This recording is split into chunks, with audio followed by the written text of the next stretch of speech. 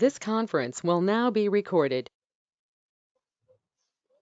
अद्य गुरुवासरः अथवा बृहस्पतिवासरः ज्येष्ठ कृष्ण चतुर्दशी दिनांक 8 जुलाई 2021 माधव निदान मधुकोष्ठिका निदान पंचक उपसंहार शंखं चक्रं जलपान चारुदोर्भिश्चतुर्भिः सूक्ष्मस्वच्छातिहृद्यां शुकपरिविलसन् मौलिमम्भोजनेत्रं कालाम्भोदोज्ज्वलाङ्गं कटितटविलसच्चारुपीताम्बराढ्यं वन्दे धन्वन्तरिं तं निखिलगतवनः प्रौढदावाग्निमीनं प्रौढदावाग्निमीनं ब्रह्मणो हि समारब्धा मात्रेयाद्येषु पूजिताम् अस्मदाचार्यपर्यन्तां वन्दे गुरुपरम्पराम् आयुर्वेदरथं वन्दे माधवाख्यं महागुरुम् आयुर्वेदामृतं सर्वं शिष्येभ्यो यः प्रदत्तवान् द्रष्टाज्ञानी दृष्टकर्मा कृतकर्मा तथैव च अध्यापको विषक्श्रेष्ठो महान् संशोधकस्तथा गुणैरेतैः समुदितैः यत्कार्यं प्रतनोति सः समृद्ध्यर्थं हि कार्यस्य वयं न प्रयतामहे सरस्वत्यै नमो यस्याः प्रसादात् पुण्यकर्मभिः बुद्धितर्पणसङ्क्रान्तं जगदध्यक्षमीक्षते आत्रेयं प्रथमं वन्दे आयुर्वेदजगद्गुरुम् आयुर्वेदामृतं सर्वं गृहीत्वा हि सुरेश्वरा अग्निवेशादिकेभ्यो यत् प्रयच्छति सत्तमः प्रथमं तन्त्रकर्तारम् अग्निवेशं नमामि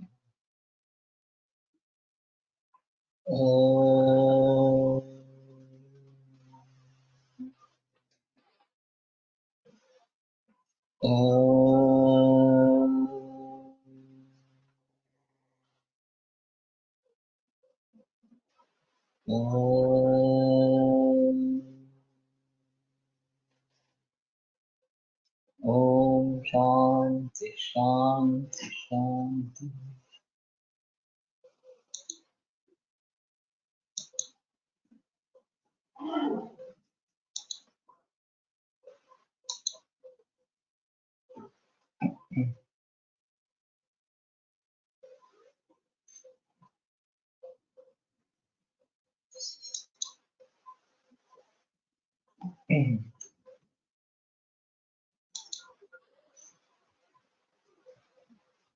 इति प्रोक्तो निदानार्थः सव्यासेन उपदेक्षते।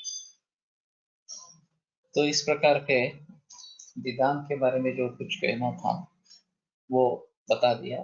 सव्यासेन उपदेक्षते, उसका विस्तार अभी सभी लोगों में इस प्रकार का होगा।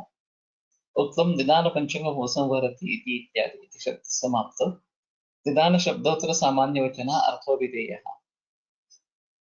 तो निदान शब्द सामान्य वचन है, केवल कारण रूप निदान नहीं है। तो रोग के ज्ञान के जो 5 उपाय है वो सभी को निदान इस प्रकार से कहेंगे। अर्थ जो है उसमें जो वाच्य जो भी था वो सभी यहाँ पे बताया गया। तन निदानं संक्षेपेण स्वरूप लक्षण मात्रेण उक्तम् अधुना व्यासेन विस्तरेण उपदेक्ष्यते कथयिष्यते सकलेन ग्रंथेन प्रतिरोगं निदान पूर्वोपादेयः एव तत्तद् विशेषैः वक्तव्याः इत्यर्थः।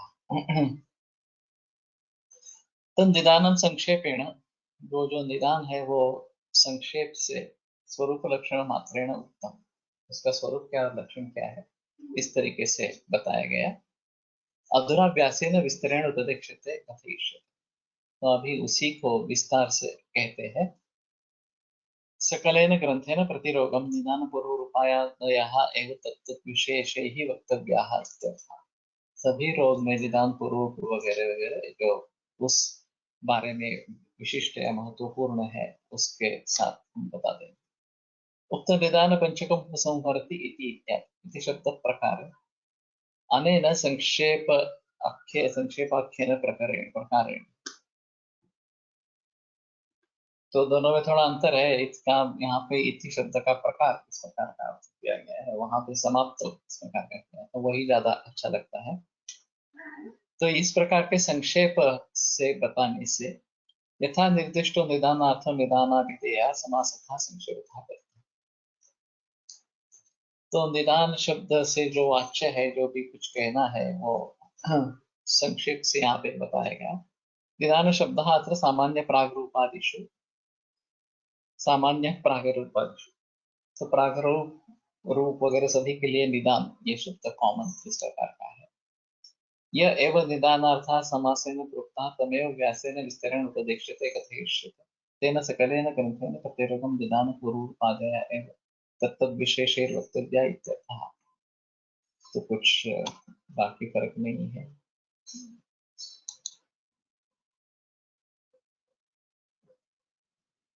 सर्वेषामेव रोगाणां निदानं पितामहः तत्र कोपस्य तु प्रोक्तं विविधः इत्यस्य। तो सभी रोगों का कारण, यहाँ निदान के शब्द का अर्थ कारण इस प्रकार का है, कुपितामलाः, सो प्रकुपित दोष सभी रोगों का कारण है। तत्प्रकोपस्य तु प्रोक्तं विविधः इत्यस्य, और दोष के प्रकोप का कारण विविध इस प्रकार का बताया गया है। विविधम रोग के कारण विप्रकृष्ट सन्निकृष्टम तत्र विप्रकृष्टम विरुद्धाहारात् सन्निकृष्टम वातात्। तो दो प्रकार का रोग का कारण होता है, एक विप्रकृष्ट बहुत दूर वाला और एक सन्निकृष्ट बहुत नजदीक वाला। इस प्रकार का तत्र विप्रकृष्टम विरुद्धाहारात्, विरुद्धाहार वगैरह जो है वो विप्रकृष्ट कारण है, सन्निकृष्टम वातात्, और वातादि दोष यही दोष रोगों का सन्निकृष्ट नजदीकी कारण। तस्य वातादयः सर्वरोगेषु अव्यभिचरित कारणत्वम् आह सर्वेषाम् इत्यादि।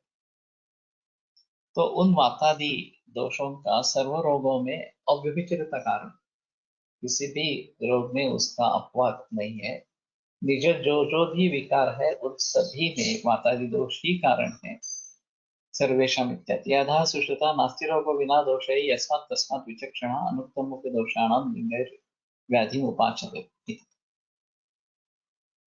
तो सुश्रुताचार्य ने भी कहा है कि नास्ति रोगो बिना दोषे ही, दोषे ही बिना रोगो नास्ति, दोषों के बगैर रोग नहीं हो सकता। यस्मात्, जिस कारण से इस प्रकार का है, विचक्षणा तस्मात् विचक्षणा अनुक्तमोपि दोषाणां लिंगैर् व्याधि उपाचन, इसलिए विचक्षण वैद्य को विचक्षण यानी कि जो अच्छी तरीके से समीक्षा करने वाला इस प्रकार का है। अनुक्तमपि व्याधि, तो अनुक्त इस प्रकार का व्याधि है इसके बारे में कहा नहीं गया है। दोषाणाम लिंग ही उपाचन, दोषों के लिंग के अनुसार उसकी चिकित्सा करे। तो ये बड़ा सिद्धांत है। और आयुर्वेद शाश्वत क्यों है, इसका एक अहम मुद्दा त्रिदोष सिद्धांत है। तो इसमें ऐसी खासियत है कि पुराने जमाने में जो लोग थे उनके बारे में त्रिदोष सिद्धांत के आधार पर हम सोच सकते हैं, अभी के जो रोग है उनके बारे में भी सोच सकते हैं, और आगे 10,000 बरस के बाद भी जो व्याधि निर्माण होंगे उसके बारे में भी सोच सकते हैं। तो कहने का तात्पर्य अर्थ ये है कि सभी में कॉमन क्या है, सभी व्याधियों में, निज विकारों में कॉमन क्या है, तो वो दोष प्रकोप इस प्रकार का है। और उसको अगर हम भली भांति समझ लेंगे तो किसी भी रोग की चिकित्सा कर सकते हैं। तान लिंगे राजेश व्याधि साध्यानि पाचन। तो ये एक अहम मुद्दा इस प्रकार का रहेगा। और सभी रोगों को बांधने वाला एक सूत्र इस दृष्टि से त्रिदोष की तरफ हम देख सकते हैं। सिर्फ इसमें सवाल ये होता है कि ये थोड़ा सा सत्कार्यवाद के अनुसार इस प्रकार का वर्णन है। और जैसे मैंने कहा कि त्रिदोष सिद्धांत केवल सत्कार्यवाद की पुष्टि नहीं करता, आरंभवाद की भी पुष्टि करता है। लेकिन ज्यादातर जो देखा गया है वो आरंभवाद है। लेकिन नए विकारों के बारे में अगर सोचना है तो फिर से हमें सत्कार्यवाद की तरफ मुड़ना पड़ेगा, और दोषों से ही ये सब उत्पन्न हो रहा है। इसको भली भांति समझकर दोषों के कारण क्या है और समुत्थान विशेषतः ये जो बात बताई गई है कि कारण विशेष अगर हो जाते हैं, पुराने कारण नहीं रहे, नए नए कारण उभर आ रहे हैं, लेकिन उससे हो क्या रहा है, तो दोषों का प्रकोप ही हो रहा है। उसका दो तरीके से फायदा होता है, एक संक्षेप क्रिया एवं निदान परिवर्जन, इसके जरिए हम निदान परिवर्जन की बात कहते हैं, और दूसरा हेतु प्रत्यय की चिकित्सा अगर कुछ कर सकते हैं तो उसका एक फायदा अलग इस प्रकार का रहेगा। तो त्रिदोष सिद्धांत ये सत्कार्यवाद और आरंभवाद, ये दो परस्पर विभिन्न वाद जो है, कार्यम सत ये सांख्य का कहना है, और कार्य भिन्न होता है, अलग होता है, ये न्याय वैशेषिकों का कहना है, और दोनों का प्रयोग इसमें किया गया है। आगंतुक व्याधिषु यद्यपि उत्पत्तो दोषकोपो नास्ति तथापि उत्पत्त्यनन्तरम् अवश्यं भाव उत्पन्न द्रव्य गुणयोगो। आगंतुक व्याधि में पहले दोष प्रकोप इस प्रकार का नहीं होता, उत्पत्ति होती समय व्याधि की दोष प्रकोप नहीं होता, तथापि उत्पत्त्यनन्तरम् अवश्यं भाव,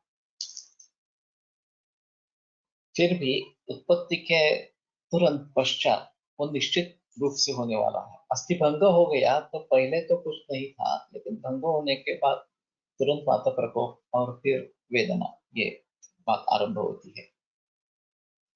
उत्पन्न द्रव्य गुण योग, न्याय वैशेषिक के अनुसार उत्पन्न द्रव्यम क्षणम अगुणम अक्रियंच तिष्ठति, जो द्रव्य उत्पन्न होता है वो एक क्षण के लिए अगुण और अक्रिय इस प्रकार का होता है।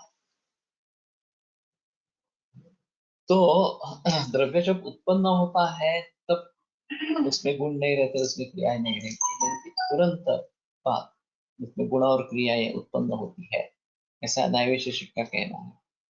यत् उत्तम चरके आगंतुके व्यथा पूर्व समुत्पन्नः जगन्यं वातपित्त श्लेषणां वैषम्यम् आपादयेत्, कि यथा पूर्व सब उत्पन्न होकर तुरंत बाद वातपित्त कफ इनका वैषम्य निर्माण करता है। तो जघन्य का क्या मतलब है, एक बार गिरवाण को देखना बेहतर इस प्रकार का होता है। निदानं कारणं मला दोषाः मलिनीकरणात्, तो सर्वेषामेव रोगाणां निदानं पिता मला, तो महानिदान का अर्थ कारण इस प्रकार का है, और मला दोषाः मलिनीकरणात्, इनको मलिन करने वाले। ननु वातादीनां किमिदं दोषत्वम्, अत्र आहुः एके स्वातन्त्र्येण दूषकत्वं दोषाणाम्, कि वातादि का दोषत्व किस प्रकार का है, तो कुछ लोग कहते हैं कि स्वातंत्र्येण दूषकत्वं दोषाणाम्, कि ये स्वतंत्रता से दोष दूषक इस प्रकार के हैं, तो उनका दूषकत्व है। प्रसादि द्रव्य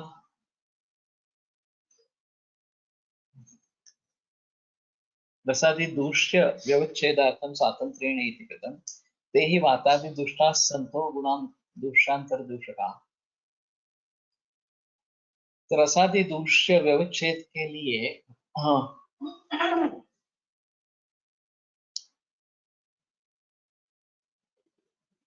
स्वातंत्र्येण इस प्रकार का पद है, ते ही वातादि दुष्टा संतो दूषांतर दूषका, वातादि से दुष्ट होकर वो अन्य दूषों को दूषित इस प्रकार के कहते हैं। अत्र आहुः अन्य किमिदं स्वातंत्र्यं किं दोषांतर निरपेक्षं हेत्वंतर निरपेक्षत्वं वा, तो ये स्वातंत्र्य किस प्रकार का है, दोषांतर निरपेक्ष या हेत्वंतर निरपेक्ष। आद्य वातस्यैव दोषत्वं स्यात्, ननु वातसापेक्षयोः कफपित्तयोः, न तु वातसापेक्षयोः कफपित्तयोः, यदुक्तं पित्तं पङ्गुपङ्गवो मलधातवः वायुना यत्र नीयन्ते तत्र गच्छन्ति मेघवत्। तो अभी मुख्य सूत्र जो है स्वातंत्र्येण दूषकत्वं दोषत्वं, इस व्याख्या को लेकर आगे बढ़ रहे हैं कि स्वतंत्रता से दूषित करने की शक्ति जिनमें है वो दोष कहलाएंगे इस प्रकार से। और रसादि दूष्य व्यवच्छेदार्थम स्वातंत्र्येण, केवलम दूषकत्वम ऐसा कहेंगे तो रसादि भी दुष्ट होकर दूसरों को दुष्ट करते हैं, तो उनको भी दोष संज्ञा आ जाएगी। तो स्वातंत्र्येण एक पद से वो खुद अपने आप दुष्ट नहीं होते हैं, दोषों के द्वारा ही दुष्ट होते हैं और फिर दूसरों को दूषित करते हैं। ते ही वातादि दुष्टा संतो दुष्टांतर दूषका।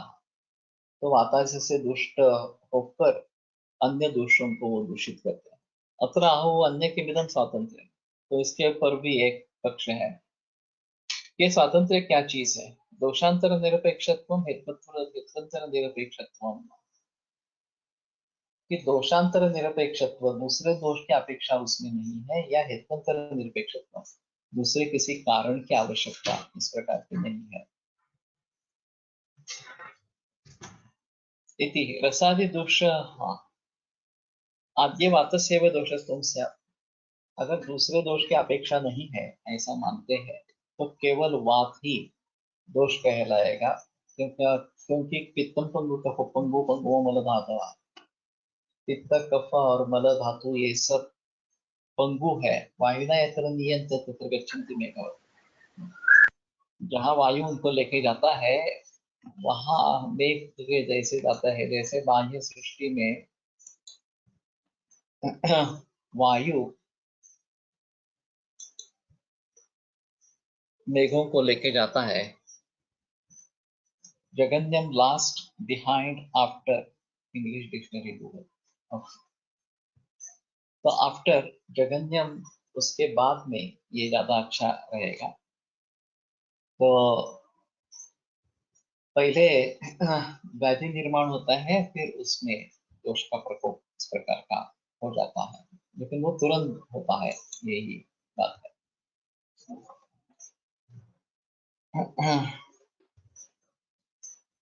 तो केवल वात का ही दोषत्व हो जाएगा, न तो वात सापेक्ष हो कफ।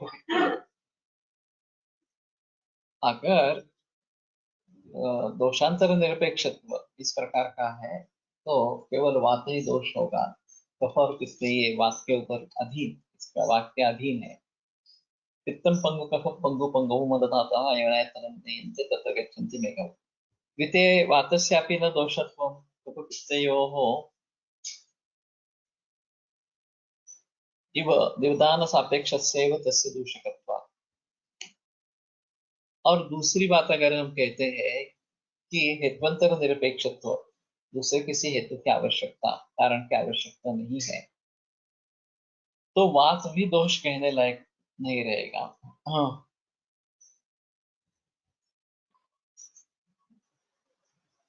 वातस्यापि न दोषत्वं कफपित्तयोः इव निदान सापेक्षस्यैव तस्य दूषकत्वात्।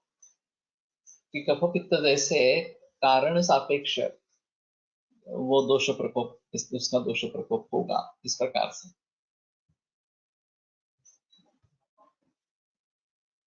निदान सापेक्षस्यैव तस्य दूषकत्वात् कफपित्तयोः इव। तो कफपित्त जैसे कारण सापेक्ष होते हैं, इस प्रकार ये भी कारण सापेक्ष वात प्रकोप, ये भी कारण सापेक्ष इस प्रकार का होगा। तो द्वितीय पक्ष जो है हेतुंतर निरपेक्षत्व, वो बाधित इस प्रकार का हो जाता है। तो दोनों पक्ष अच्छे नहीं है इस प्रकार से। तस्मात् प्रकृत्यारंभकत्वे सति दुष्टिकर्तृत्वं दोषत्वम् इति लक्षणम्। और इसलिए ये नई व्याख्या उन्होंने बताई दोष शब्द कि प्रकृत्यारंभ काल आरंभ करते सति, प्रकृति को निर्माण करने वाला होने पर दुष्टिकर्तृत्व दोषत्व, दुष्टिकर्तृत्व जिसमें है वो दोष कहलाएगा इस प्रकार। इति लक्षण रसरक्तादि निवृत्त्यर्थम प्रकृत्यारंभकत्व इति विशेषण। रसरक्त वगैरह ऊपर होने वाले जो अतिव्याप्ति है वो टालने के लिए प्रकृत्यारंभकत्व ये विशेषण बता दिया गया। नहीं वातादि प्रकृतिवत शास्त्रे रसरक्तादि प्रकृति, वातादि प्रकृति जैसे रसरक्तादि प्रकृति शास्त्र में बताई नहीं गई है। वातादि प्रकृतित्वं च शरीरस्य वातादि दूषित शुक्र श्रोणितारब्धत्वम्। वातादि प्रकृतित्व जो है वो शरीर से वातादि दूषित शुक्र श्रोणितारब्धत्वम्।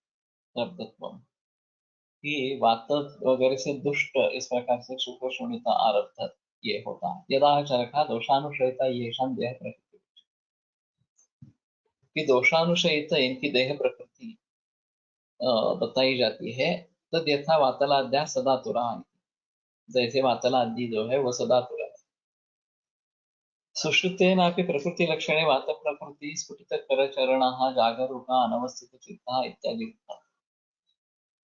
वात प्रकृति के लक्षण में सुश्रुताचार्य ने भी स्फुटित करचरण जागरूका अनवस्थित चित्त ही बताए गए हैं। प्रकृति रोग योश्चायं भेदः प्रकृति अपत्य सेवया नात्यन्तं बाधते, यदुक्तं विषजातो यथा कीटो विषेण न विपद्यते तथा तद्वत् प्रकृति देहः तत्त्वान् न बाध्यते। कि प्रकृति अपत्य सेवया नात्यंतम बाधते, अपत्य सेवन से प्रकृति ज्यादा पीड़ा नहीं देती। विषजा तो यथा कीटो विषेण न विपत्ति, विष में उत्पन्न होने वाला कीट विष से उसकी मृत्यु नहीं होती है। तद्वत प्रकृति भी देह तज्जातत्वान्न बाध्यते, उसी प्रकार प्रकृति से उसी के कारण उत्पन्न हुआ देह उसकी बाधा नहीं होती। इति संक्षेपः।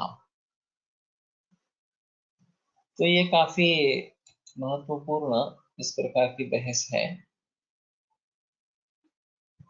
कृमींमुळे होणाऱ्या विकारांमध्ये दोषांपेक्षा कृमीचा विचार करून जन्मलेल्या चिकित्सेचा विचार दोषज्ञ चिकित्सेपेक्षा प्राधान्याने करावा लागतो।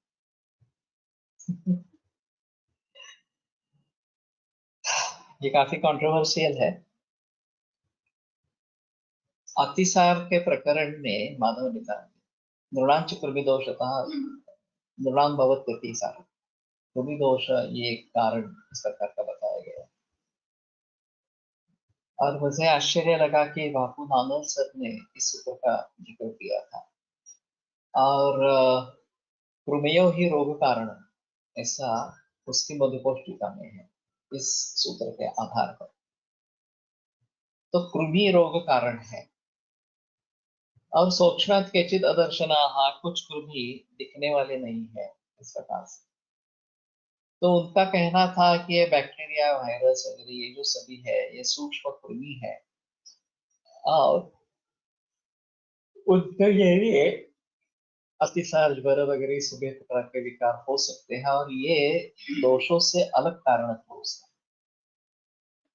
बाकी सब सूत्रों के आधार पर सोचेंगे तो कृमि एक कारण होगा, लेकिन सोलि कृमि कारण नहीं होगा।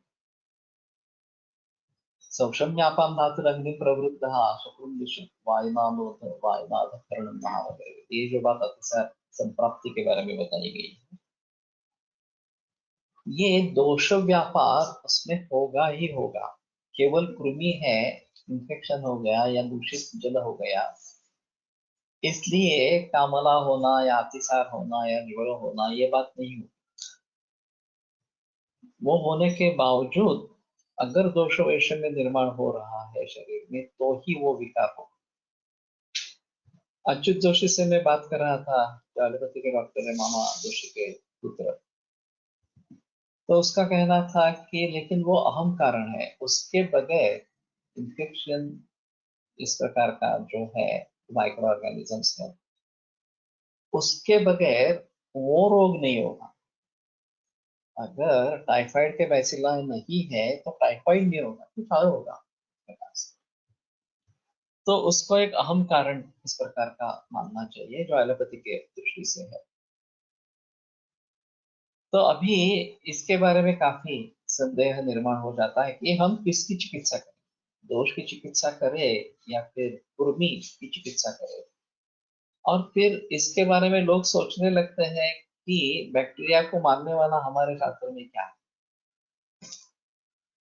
एक माइक्रोबायोलॉजी में पुणे यूनिवर्सिटी में रिसर्च हुआ था, और 140 द्रव्यों का बैक्टीरियोसाइडल के लिए परिणाम जांचा गया। एक भी बैक्टीरियोसाइडल द्रव्य नहीं मिला, लेकिन बैक्टीरियोस्टैटिक एक्टिविटी दार्विक हो गई। अब शुंठी जाति फल से लेकर कुकज वगैरह ये सब हम प्रयोग करते हैं रोजाना मरीजों में, और वो रिजल्ट्स भी देते हैं। लेकिन जब इन विट्रो स्टडी की बात आई, सेल लाइन पर स्टडी हुआ, तो इसमें से किसी को भी बैक्टीरियोसाइडल एक्टिविटी नहीं है, ये पता चला। बैक्टीरियोस्टैटिक एक्टिविटी सिर्फ। वैसे तांबे के बर्तन में पानी रखते हैं तो उसमें भी बैक्टीरियोस्टैटिक एक्टिविटी है, आगे बढ़ने नहीं देते बैक्टीरिया को, ये भी बताया गया। तो अभी आधुनिक वैद्य के अनुसार ये सिद्ध किया गया है कि इनके जरिए ये रोग होते हैं, उसको हम ठुकराएंगे नहीं, वो मान्य करेंगे। लेकिन एलोपैथी का जो कहना है कि सिर्फ वही कारण है, उसको नहीं मानेंगे कि ये बहु कारण योगजन भाव है। कौन सा भी डिसीज, ये बहु कारण योगजन भाव, तो वो एक कारण रहेगा। लेकिन हमारी कम हुई प्रतिकार शक्ति ये भी उतना ही अहम कारण। अगर हमारे शरीर में पहले से ही दोष संचय है, अग्नि हमारा अच्छा नहीं है वगैरह वगैरह इस प्रकार से, तो तुरंत इन्फेक्शन पकड़ेगा। अभी कोविड-19 के बारे में भी वही स्थिति है कि अगर प्रतिकार शक्ति कम है तो कोविड-19 होने की संभावना सबसे ज्यादा है। केवल संपर्क आने से होगा ऐसा नहीं है, नहीं तो 81% में संपर्क हो जाता है, डिसीज नहीं होता है और लोगों में इम्यूनिटी भी हो जाती है, एंटीबॉडीज तैयार हो जाती है। तो 81% में अगर इतनी इम्यूनिटी बढ़ती है तो केवल ये कारण है, कोविड-19 का वायरस कारण है, ये बताना मुश्किल है इस प्रकार का। मार लागणे अशा कारणाने प्रथम रक्तातील धातू दूषित होतात नहीं, उनके हिसाब से पहले दोष दुष्ट होते हैं और उसके साथ में धातु दुष्ट होते हैं, या उसके तुरंत बाद धातु दुष्ट होते हैं, ऐसा है। जैसे कि ज्वर में सव्यथा शोकवैवरण सरुजन कुरुते ज्वरम, इस प्रकार की बात आघात वगैरह से उत्पन्न होते हैं, तो उसमें रक्त दूषण का निर्देश किया गया है। लेकिन पहले दोष प्रकोप होता है, वो रक्त को दूषित करता है और फिर लक्षण निर्माण होते हैं, ऐसा है। प्रकृती अपथ्य सेवया न अत्यंतम बाधते, याचा अर्थ नीट कळत नाही। अपथ्य सेवन केले तरी प्रकृतीमध्ये विशेष बाधा उत्पन्न होत नाही। जो जिसका नेचर है, प्रकृति का मतलब यहाँ पे नेचर इस प्रकार का लेंगे तो ज्यादा बेहतर रहेगा। उसको उसी प्रकार का अगर कुछ अपथ्य होता है तो तात्काल परिणाम नहीं होगा। वैसे है कि वातनानाम वातनिमित्ताः प्रायेण बलवंतश्च व्याधयः भवन्ति। वातन जो व्यक्ति है उसको प्रायः वात के कारण और प्रबल इस प्रकार के व्याधि होते हैं, उतने वो श्लेष्मल या पित्तल में नहीं होंगे वात के सेवन से। तो नात्यर्थम बाधते, इसका मतलब उसको अगर अतुल्य इस प्रकार का कारण है, प्रकृति के विपरीत इस प्रकार का कारण है, तो ज्यादा पीड़ा नहीं करेगा। लेकिन प्रकृति से जुड़ा कारण है तो निश्चित रूप से ज्यादा पीड़ा करेगा, ऐसा थोड़ा सा है। अभी चरकाचार्य कभी भी इसको प्रकृति नहीं कहते हैं, वो विकृति ही मानते हैं। वातल पित्तल श्लेष्मल ये सभी विकृति ही मानते हैं इस प्रकार से। और प्रकृतिश्च आरोग्यम सम पित्तानिल कफ, यही प्रकृति है उनके हिसाब से। और जो मैंने इसके बारे में जिक्र किया था बहुत साल पहले कि सूत्रस्थान 7वें अध्याय में चरक में जो समपित्तानिल कफाः केचित् गर्भादि मानवाः दृश्यन्ते। स्वपित्तानिल कफ इस प्रकार के कुछ मानव गर्भ से लेकर दिखते हैं। दृश्यन्ते वातलाः केचित् पित्तलाः श्लेष्मलाः तथा, वातल भी दिखते हैं, कुछ पित्तल भी दिखते हैं और श्लेष्मल भी दिखते हैं इस प्रकार से। तो उसमें मुख्य गौण भाव है, जो मुख्य ग्रुप है वो सम प्रकृति ही है, और वातल पित्तल श्लेष्मल उससे कम है, गौण है उससे, और वनवज प्रकृति उससे भी गौण है। हम जो अभी निकालते हैं वात पित्त इस प्रकार की प्रकृति निकालते हैं, कॉलेज में हम फर्स्ट ईयर में जो सो कॉल्ड प्रैक्टिकल करते हैं, सो कॉल्ड एक क्वेश्चनरी का प्रयोग करते हैं, वो सब मूर्खता है। बदलने वाले भावों के आधार पर न बदलने वाले भावों के बारे में जानकारी देना ये मूर्खता है। तो खाली याच्यावरती लक्ष ठेवा दुधावर।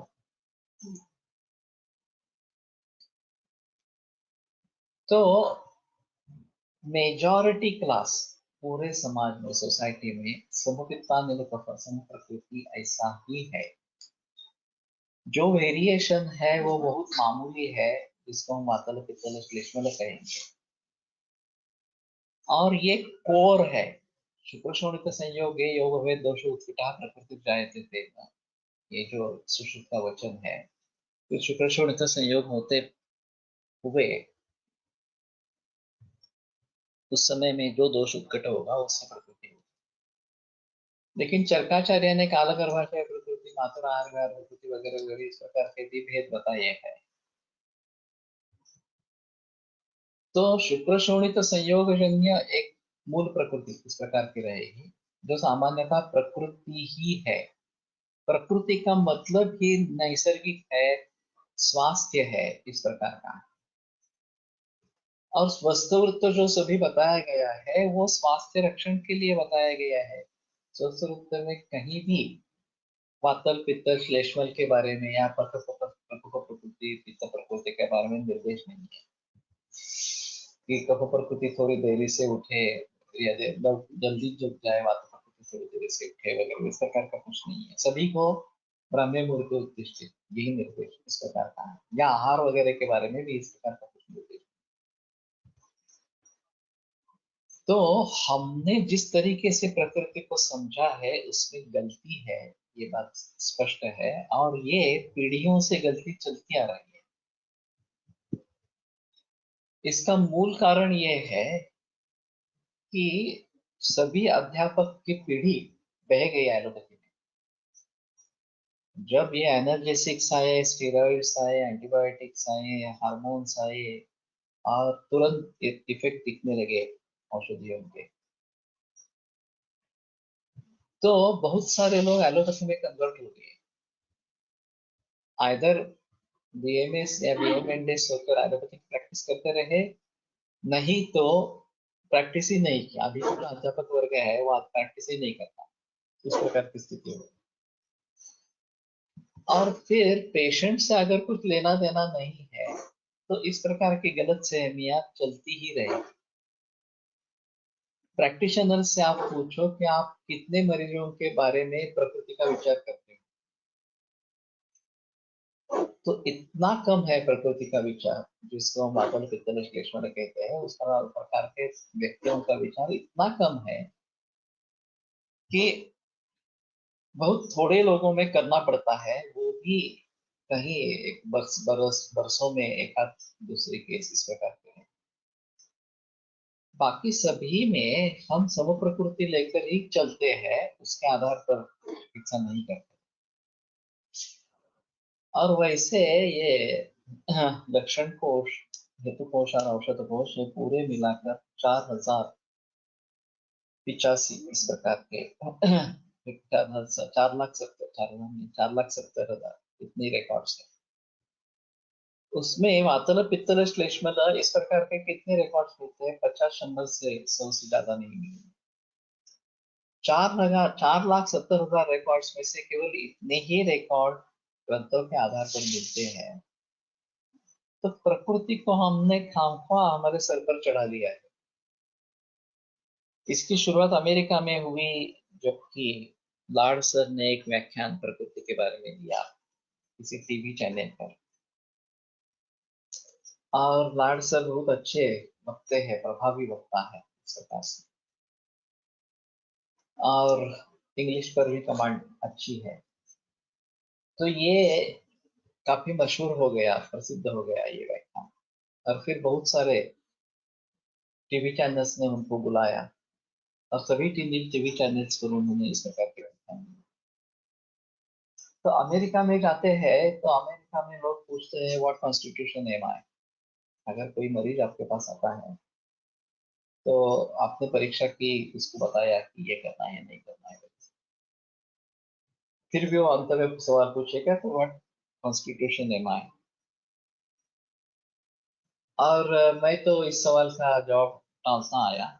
मैं बताता था कि इतने आसानी से प्रकृति के बारे में जानकारी नहीं होती इस प्रकार से। बाद में मैंने ये बताना शुरू कर दिया कि मेजॉरिटी क्लासेस सब प्रकृति होगी, तो ये उनके लिए बहुत धक्कादायक था। लॉर्ड सर उनके लिए एक देवता जैसे है, और उनके कहे को मैं इस प्रकार से ठुकरा रहा हूँ, इस प्रकार से ठुकरा रहा हूँ, तो उनको बड़ी ठेस लगती है कि क्या बता रहे हैं। मैं कहता हूँ कि ठीक है, मैं ग्रंथों के आधार पर ही बोल रहा हूँ, तो आप ग्रंथों के आधार पर ही बात करें। वो तो उसमें कुछ उनको मालूम नहीं होता इस प्रकार से।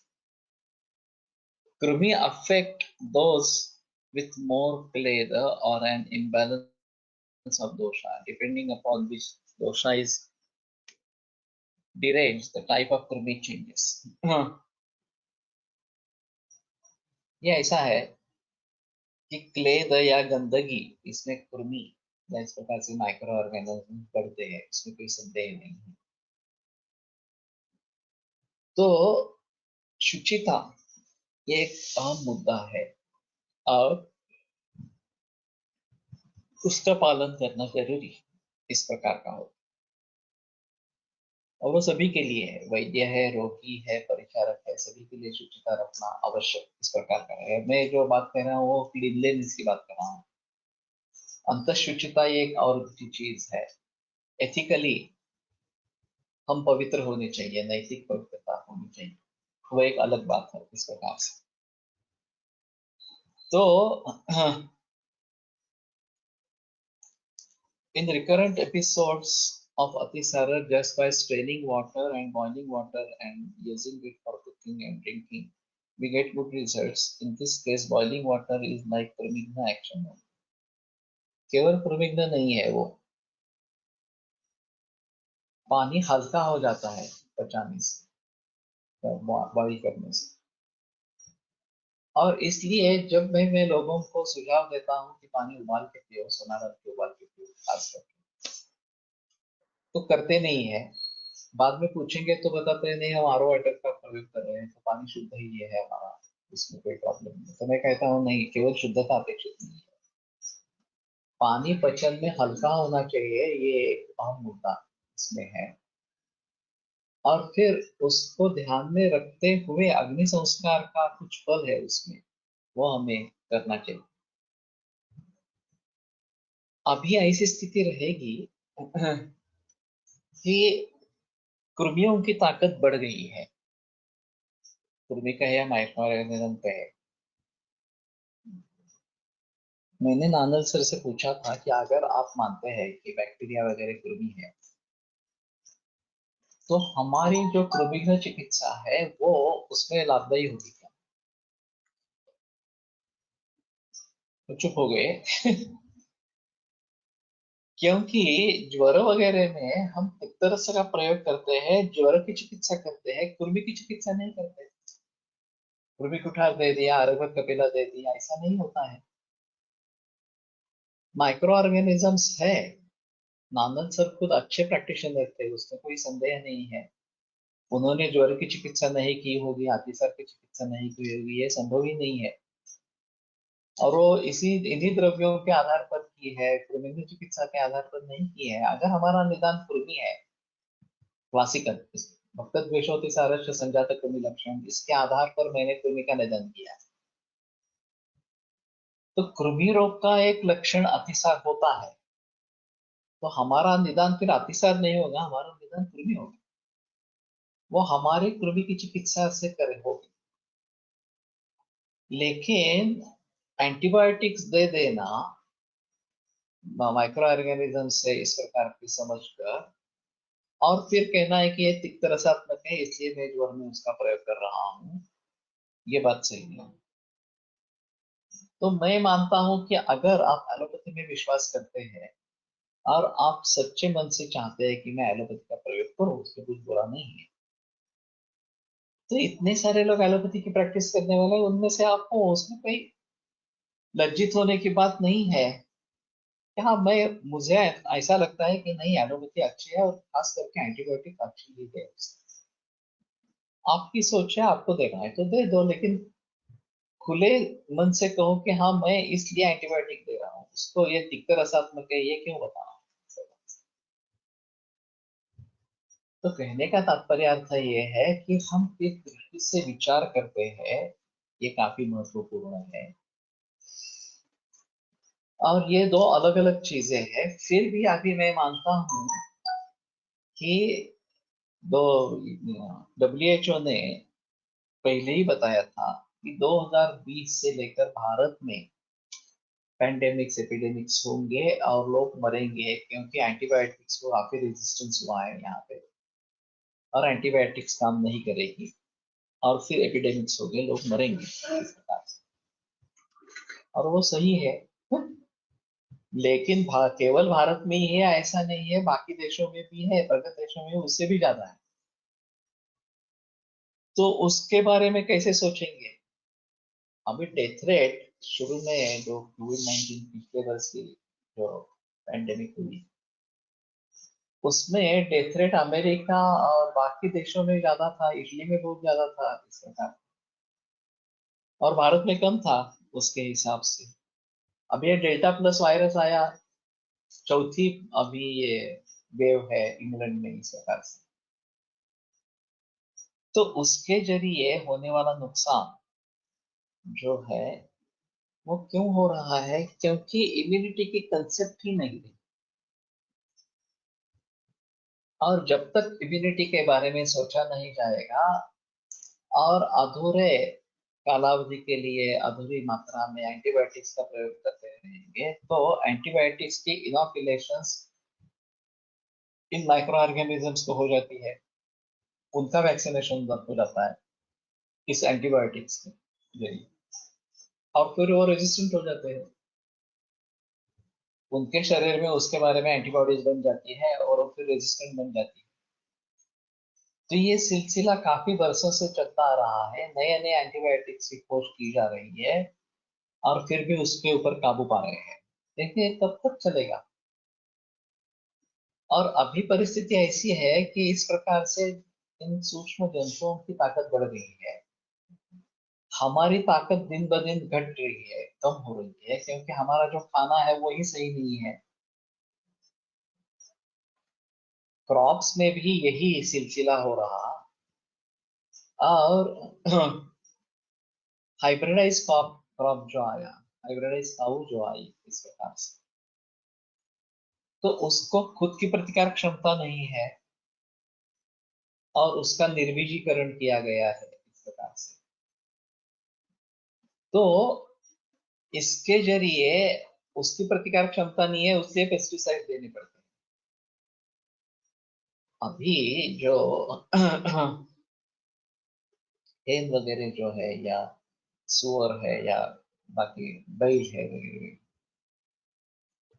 इन सभी को एंटीबायोटिक्स, स्टेरॉइड्स, हार्मोन्स ये सब देते रहते हैं, तो उनकी प्रतिकार क्षमता क्या रहेगी। और ऐसा दूध देकर, ऐसा खाना खाकर हमें प्रतिकार शक्ति कैसे मिलेगी। तो ये बड़ा विशेष सर्कल बन गया, दुष्ट चक्र बन गया है, कि इस प्रकार का खाना खाने से, जिससे आहार संभव वस्तु दोषा आहार रोगाष्टाहार संभव आहार, हमारे शरीर का निर्माण ही इस प्रकार से अगर हो रहा है कि जिसमें प्रतिकार शक्ति कम है, और फिर हम एक्सपोज हो जाते हैं भारत में या अंडर डेवलप्ड कंट्रीज या डेवलपिंग कंट्रीज जो है, उसमें सैनिटेशन वगैरह वगैरह इसके बारे में कुछ ज्यादा जिक्र नहीं किया जाता, पर्यावरण बहुत प्रदूषित इस प्रकार का है। तो वहां इन माइक्रो ऑर्गेनिजम्स को बढ़ने के लिए काफी मुक्त द्वार है। अब प्रगत देशों में इनके ऊपर काबू पाया, किस प्रकार से काबू पाया, तो क्लीनलीनेस से काबू पाया, स्वच्छ हवा, स्वच्छ पानी, स्वच्छ जमीन वगैरह वगैरह, इस प्रकार से कुछ करने की कोशिश की। और भारत जैसे विकसनशील देश में ये बात नहीं हो रही है। कि हमारा अभी भी पानी दूषित है, नदियां का पानी इतना दूषित हो गया है, उसमें इंडस्ट्रियल वेस्ट वेस्ट से लेकर सभी वेस्ट जा रहा है, ह्यूमन वेस्ट भी जा रहा है उसमें। और अगर पानी ही शुद्ध नहीं है तो जमीन की शुद्धता कैसी रहेगी, हवा की शुद्धता कैसी रहेगी। बाकी भी पोल्यूटेंट्स काफी है। अब तो ऑटोमोबाइल इंडस्ट्री इतना बड़ा पोल्यूशन वायु का कर रही है इसे, और उसके बारे में कोई सोच ही नहीं है। तो उनकी ताकत बढ़ गई है, हमारी ताकत कम हो गई है, तो नतीजा क्या होगा, इस प्रकार का पैंडेमिक हो गया और हम मरेंगे, बाकी कुछ नहीं। तो मूल रूप से अगर इसको सुधारना है तो चाणक्य जैसा कहता है कि शत्रु के भूमि पर युद्ध लड़ना है। ये जो बाहर जहां जहां पानी वगैरह संचित रहता है उसमें मच्छर वगैरह निर्माण होते हैं। अभी मलेरिया के निर्मूलन के लिए डीडीटी का फवारा इस प्रकार के संचित जल पर करना, ये अभी भी प्रचलन में है। तो वही अगर निर्माण उनका कम हो जाएगा, निर्माण नहीं होगा मच्छरों का, तो उसके जरिए डेंगू या मलेरिया फैलने के चांसेस नहीं होंगे। लेकिन वो भी पूरी तरीके से नहीं हो रहा। इम्यूनिटी के बारे में तो किसी की सोच भी नहीं है। और फिर शरीर में वो घुसने के बाद और उसमें रोग निर्माण करने के बाद एंटीबायोटिक्स का प्रयोग करना है, वहां भी शरीर की प्रतिकार क्षमता बढ़ाने के बारे में कोई बात नहीं है। तो ये सभी जो हो रहा है अभी दिख रहा है, ये काफी मुश्किल है। और फिर एक इंश्योरेंस कंपनी का रोल है। कल ही मैंने एक उदाहरण देखा इसके बारे में कि हमारा एक छात्र है, उसकी माँ को कोविड-19 हो गया, अस्पताल में दाखिल किया। एक ही दिन बुखार था, बाकी लक्षण नहीं थे, फिर भी रेमडेसिविर दे दिया। और रेमडेसिविर देने के समय कागज पे क्या लिखा, पेपर पे, कि fever with chills, vomiting, diarrhoea, सभी लक्षण दिखे। तो उसने पूछा कि उसको तो कुछ नहीं है, सिर्फ बुखार था और वो भी एक ही दिन था, बाकी कुछ नहीं है। तो बोले नहीं, इंश्योरेंस कवर है, तो ये सब लिखेंगे तो इंश्योरेंस कंपनी मान्य करेगी, नहीं तो नहीं मान्य। 3 दिन का बिल 1.25 लाख हो गया। हम्म। अब ये जो मानसिकता है कि मुझे पैसे कमाने हैं इसमें से, मरीज का क्या हाल है, मरीज को जरूरत है या नहीं है, कोई संबंध नहीं है। केवल इंश्योरेंस कंपनी से पैसा उठाने के लिए ये इस प्रकार से असत्य लिखेंगे, रेमडेसिविर दे देंगे और बिल बढ़ाएंगे, फिर जरूरत नहीं है तो भी आईसीयू में रखेंगे। तो ये सब क्या चल रहा है और इसका नतीजा क्या होने वाला है इस प्रकार से। तो पूरी सिस्टम सर पर से ही विश्वास उठ जाता है इस प्रकार के जब अनुभव आते हैं सामने, तो पूरी सिस्टम पर ही विश्वास उड़ जाता है। और हमारा मकसद क्या है, समाज को स्वस्थ रखना, ये हमारा मकसद है, या किसी भी संधि का फायदा उठा के पैसे कमाना, यही हमारा मकसद है। तो अगर वही मकसद है, वही उद्दिष्ट है, तो स्वास्थ्य कभी भी प्राप्त नहीं होगा पूरे समाज में। तो उसको मूल रूप से देखना बहुत जरूरी इस प्रकार का रहेगा। अब हम माइक्रो ऑर्गेनिजम्स को टाल नहीं सकेंगे, माइक्रो ऑर्गेनिज्म के बारे में सोचना नहीं, ऐसा नहीं कह सकेंगे, क्योंकि उनकी ताकत बहुत बढ़ गई है और हमारी बहुत कम है।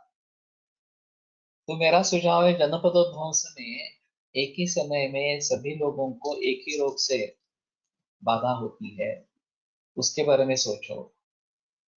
तो उसमें रसायनानां सर्वेषां उपयोगः प्रशस्यते, इस प्रकार की बात कही गई। और संकथा महर्षिणाम जितात्मनाम, ये भी बात कही गई है। अभी पैंडेमिक में मनोधैर्य बढ़ाने के लिए इस प्रकार की कथाएं प्रस्तुत करना जरूरी है। ये चिकित्सा होगी। जब मैं ये सूत्र पहले पढ़ता था तो मुझे लगता था ये कैसी बात है कि कथाएं सुननी है इस प्रकार से, ये चिकित्सा बताई गई है इस प्रकार से। लेकिन अभी इनके जो फोन आते रहते हैं कोविड-19 वाले मरीज के, जो आईसीयू में है, वेंटिलेटर में है, उनके रिश्तेदार विचारों से खो आते हैं, बहुत बेबस हो जाते हैं, कैसे भी करे, कैसे किसी भी तरीके से जान बचाए। और फिर ऑक्सीजन सप्लाई नहीं है, बेड नहीं मिल रहे हैं, वेंटिलेटर्स नहीं है, वगैरह वगैरह, ये सब उसमें बाधाएं और मिल गई है। तो ऐसी हालत में सहारा किसका है, किसके ऊपर हम विश्वास कर सकें? तो अगर हमारे पास इस प्रकार के कुछ उदाहरण होंगे जो इस प्रकार की अवस्था से कोविड-19 से ठीक हुए हैं, या फिर ये बड़े बड़े ऋषि मुनियों की कथाएं इस प्रकार के अगर बताएंगे, तो शायद मनोधैर्य अच्छा होगा और फिर बच पाएंगे इस प्रकार से।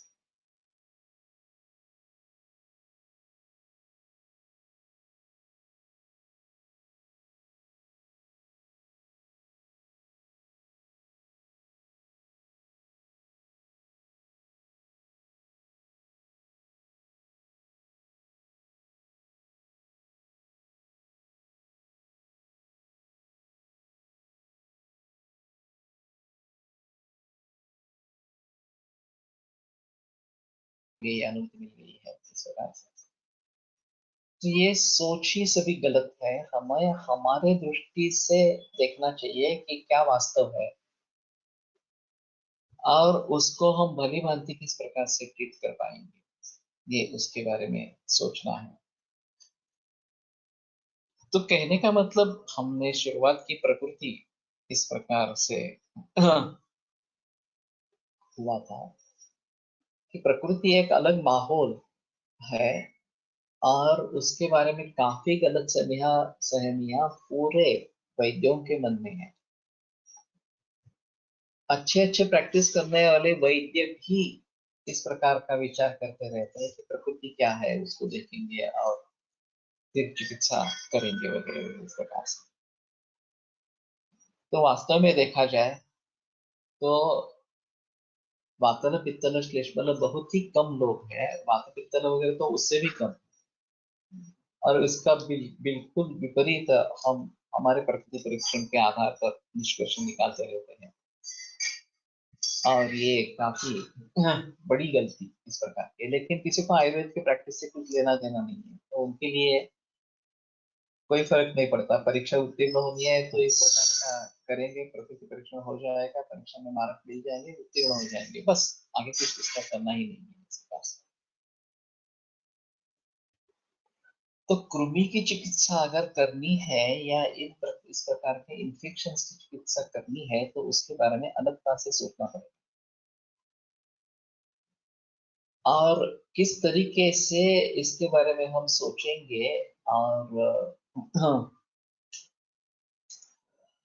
ज्यादातर ऐसा होगा कि जैसे मैं डायबिटीज की बात करता हूँ, प्रमेह और डायबिटीज अलग है इस प्रकार से, उसी प्रकार टाइफाइड अलग है, टीबी अलग है, डेंगू अलग है, कोविड-19 अलग है। इसी तरीके से बात करनी पड़ेगी। उसमें उस प्रकार के बैक्टीरिया का, वायरस का विचार कैसे करना है, क्या करना है, ये अलग बात इस प्रकार की होगी। लक्षण समुच्चय, कारण वगैरह सभी बातों को ध्यान में रखते हुए चिकित्सा का मॉडल बनेगा, और ये थोड़ा अलग अलग इस प्रकार का रहेगा। तो कहने का तात्पर्य अर्थ ये है कि इस प्रकार के कृमि के बारे में सोचना ये काफी मुश्किल इस प्रकार का होगा। विस्तरस्तु शुश्रूष श्लोक वार्तिके प्रश्न विधानाख्य टीकासु च द्रष्टव्यः। तो उसका विस्तर जो है वो शुश्रूष श्लोक वार्तिक में प्रश्न विधान इस प्रकार की टीकाओं में देखना है। सर लेकिन पेशेंट की परीक्षा करते हुए दूष देशम दलन कालम प्रकृति अनलम वगैरह वगैरह कही गई है, सो प्रकृति का मेंशन है, लेकिन वो 11 भावों में एक भाव है। और मैं मानता हूं कि प्रकृति देखी सम प्रकृति है, बस आगे कुछ उसके बारे में सोचना नहीं है। अगर आप वातल पित्तल वगैरह ऐसा कुछ निदान करते हैं प्रकृति के बारे में, तो मुसीबत इस प्रकार की आएगी तो उसके बारे में अलगता से थोड़ा सा सोचना पड़ेगा। नहीं तो हम जो देखते हैं वो आहार विहार जनित दोष वैषम्य को देखते हैं और उसको प्रकृति कहते हैं, ये मूर्खता। आहार विहार जनित इस प्रकार का जो दोष वैषम्य है वो प्रकृति से उसका कोई संबंध नहीं है। हम उसकी चिकित्सा करते हैं और मन में रखते हैं कि ये प्रकृतिस्थ दोष है। अस्तित्वात अस्ति की नहीं, प्रकृति होती है ना अस्तित्व में नहीं होती है ऐसा तो नहीं है, लेकिन सम प्रकृति ही होती है। और विकृति जो है वातन पित्तन श्लेष्मल है वो बहुत कम होती है, लेकिन होती है, होती ही नहीं है ऐसा नहीं है, इसलिए तो ग्रंथकारों ने इसके बारे में बताया। अगर नहीं होती तो ग्रंथकार जिक्र नहीं करते, लेकिन होती है। वातलायन संवासे वगैरह इस प्रकार के कुछ कुछ इस प्रकार के उदाहरण है ग्रंथों में निर्दिष्ट इस प्रकार से, तो उनके बारे में थोड़ा सोचना इस प्रकार का पड़ेगा। ठीक है, रुकते हैं यहीं पे कल तो अमावस्या है तो कल नहीं रहेगा, लेकिन परसों मैं फिर से अक्षय संकल्प के बारे में बात करूंगा। और उसमें ज्यादा जिक्र ग्रुप्स कैसे होने हैं और एक्चुअल काम क्या है, हर एक ग्रुप में क्या क्या काम करना है उसके बारे में जिक्र करूंगा, ताकि लोग अपने अपने को समझ ले और योग्य हूँ, सक्षम हूँ, ये सोचे। और अगर आपको काम करने की इच्छा है तो फिर चाहे तो एक बार गूगल डॉक फॉर्म फिर से भरे, या जिन्होंने भरा नहीं है वो भरे इस प्रकार से, और फिर उसके बारे में सोचेंगे। हाँ ठीक। आयुर्वेद प्रकांडो निगदितैः शल्यतंत्र प्रधानः शिष्येभ्यः शाश्वतोऽयं निखिलजनकृपा व्याप्तचित्तेन। आयुर्वेदस्य वाञ्छन् पुनरपि भुवने तां च सुष्ठु प्रतिष्ठां श्रेष्ठं धन्वन्तरिं तं प्रणमति च सदा वैद्यवर्गो हि नूनम्, वैद्यवर्गो हि नूनम्।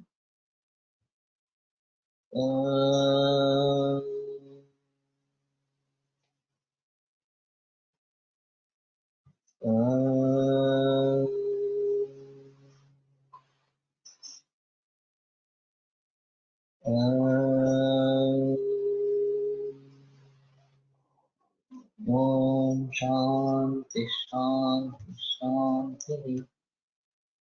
विरम्यते व्याख्यान व्याख्यान प्रथम अध्यायात सांगितल्याप्रमाणे अग्निकोष्ठी इतर दोन असणार वेगळे वेगळे आहेत, ते दैनंदिन चिकित्सेत अधिक उपयुक्त आहेत। प्रकृतीच्या वर्णनातील सृष्टीनुसार वातपित्त कफ यापेक्षा वेगवेगळी दिनचर्या नाही, सर्वांना चिकित्सक वेगळेपणाचं असं सांगायचं आहे, वही है। दोषों के अनुसार इसमें परिवर्तन हो सकता है अग्नि वगैरह के बारे में। प्रकृती ओळखायची कशी, त्यामुळे प्रकृती काढणे अवघड आहे। वो तो एक तो तब प्रकृति भेदोक्ते रूपे आयु परीक्षण वाग्भट ने जो कहा गया है शारीर स्थान उत्तर स्थान में, तो प्रकृति के लक्षणों का आधार पर प्रकृति नहीं निकालनी है, आयुष के बारे में परीक्षण करना है, ऐसा उसका कहना है। ठीक है, विरम्यते व्याख्यान व्यापार।